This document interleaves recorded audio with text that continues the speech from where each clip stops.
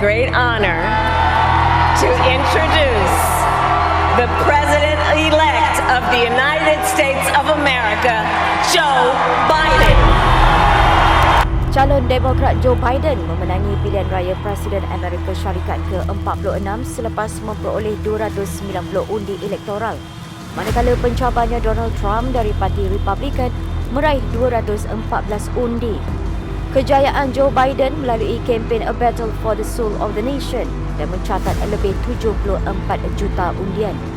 Joe Biden mencatat kemenangan dalam pertarungan sengit ketika dunia berdepan pandemik COVID-19. Kejayaan ini juga sekaligus menamatkan era pemerintahan Donald Trump sepenggal yang menggemparkan politik negara Uncle Sam itu selepas era George Bush pada 1990-an. We have therefore made the assessment that COVID-19 can be characterized as a pandemic. Pada 11 Mac, Pertubuhan Kesihatan Sedunia WHO mengisytiharkan COVID-19 sebagai pandemik 8 bulan selepas penyakit itu dikenal pasti. COVID-19 pertama kali muncul di Wuhan pada Disember 2019 dan kini dunia merekodkan lebih 1 juta kematian. Jumlah maut setiap hari di Eropah dan Amerika Syarikat meningkat sehingga pertengahan April mencapai kemuncak masing-masing lebih 4,000 dan 2,700 kematian setiap hari.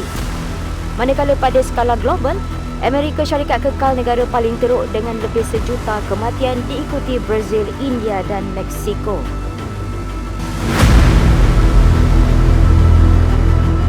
Pada awal tahun ini, hampir 500 juta haiwan mati akibat kebakaran di Australia. Media melaporkan kira-kira 480 juta haiwan terkorban akibat kebakaran yang berpunca dari belukar. Kebakaran turut menyebabkan kira-kira 8,000 koala mati, iaitu 1/3 daripada seluruh populasi koala di New South Wales.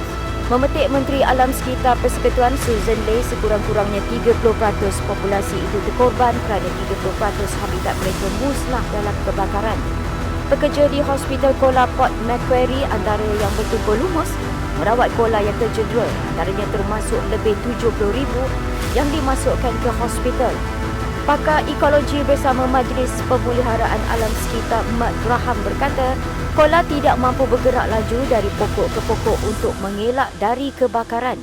Kejadian itu menjadi tular di media sosial apabila seekor koala terpaksa mengejar manusia untuk mendapatkan air kerana kehausan. Letupan kuat menggegarkan kawasan pelabuhan kapal besar di Beirut, Lubnan. Letupan itu menyebabkan kemusnahan kepada hampir separuh bangunan di bandar berkenaan dan hospital sesak dengan kemasukan pesakit yang cedera. Lebih 70 kematian dilaporkan dengan lebih 4,000 orang cedera. Punca utama letupan masih dalam siasatan. Bagaimanapun, Menteri Hal Ehwal Dalaman Lubnan Muhammad Fahmi berkata, lokasi kejadian merupakan stor simpanan hasil rampasan lebih 2,750 tan amonium nitrat yang merupakan hasil rampasan sebelum ini. Ia dikatakan telah disimpan di stor itu sejak 2014, tetapi perincian mengenai mengapa ia dirampas, dari siapa atau dari mana tidak didedahkan sepenuhnya. Masih terlalu awal untuk membuat kesimpulan berkenaan, namun Presiden Lieutenant Michelle Aoun berkata tindakan menyimpan bahan mudah terbakar di dalam gudang berkenaan selama 6 tahun tanpa sebarang langkah keselamatan adalah sesuatu yang tidak dapat diterima. Malah insiden itu bukanlah tindakan sabotaj walaupun ruang udara kawasan itu sering digunakan pesawat perang Israel. Namun kerajaan Israel menafikan sebarang penglibatan dalam tragedi itu. Tetapi bekas Presiden Amerika Syarikat Donald Trump pula mendakwa kejadian itu berkemungkinan satu serangan. Legenda bola sepak Diego Maradona meninggal dunia di Teatri Argentina akibat serangan jantung dalam usia 60 tahun. Mendiang dikenali selepas membawa negaranya memenangi Piala Dunia pada 1986. Sebelum itu, Maradona sudah dimasukkan ke hospital kerana komplikasi jantung dan telah dibenarkan keluar selepas beberapa hari menerima rawatan.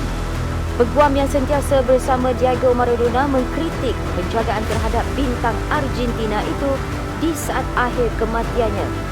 Dakwa Matias Morla ambulans mengambil masa 30 minit untuk tiba di kediamannya. Morla menerusi satu kenyataan menyifatkan ia sebagai kebodohan jenayah yang dilakukan ketika prosedur rawatan terhadap pemain bola sepak.